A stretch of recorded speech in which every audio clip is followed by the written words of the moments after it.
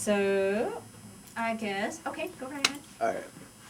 Could you briefly talk to us about sustainability and advertising in a more than competitive city or area? Well, since I'm actually on a book tour and piercing tour where I'm visiting different cities, I don't have a current personal slash professional situation where I'm dealing with that. So I can tell you from my most recent past professional experience, and then Paul, who is in a similar situation, may have better insight for you, so I may pass that back to you. But I was, for 12 years, I had a studio called Rings of Desire in New Orleans.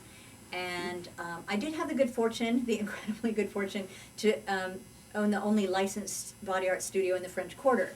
But the French Quarter is only 12 blocks by 5 blocks. It's very small. And then on, of course, all the borders, there were other studios. So there were people in my neighborhood. There was a guy in what I call the backyard. There was a flea market behind my place where he was selling body jewelry and letting people try on body jewelry and piercing them out of his car and, you know, and so on. So, you know, we all have our crosses to bear in the industry. But, you know, one of the things that I found best through the hard times and through the times where business was slow and the, you know, and competitive, is to spend as much of my time as I could with each and every person that did walk in my door, to educate them, to share my knowledge and experience with them, to help them understand why it was worth their time and money to go ahead and get their piercing in my studio.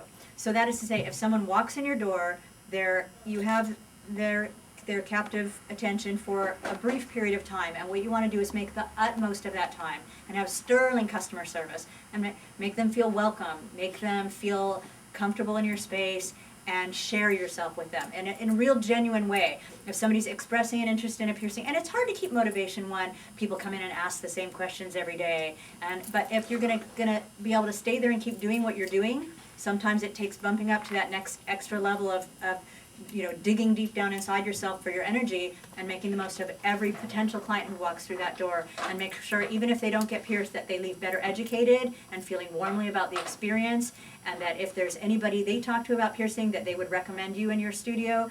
And it's really one of the best things you can do is just give your utmost every time.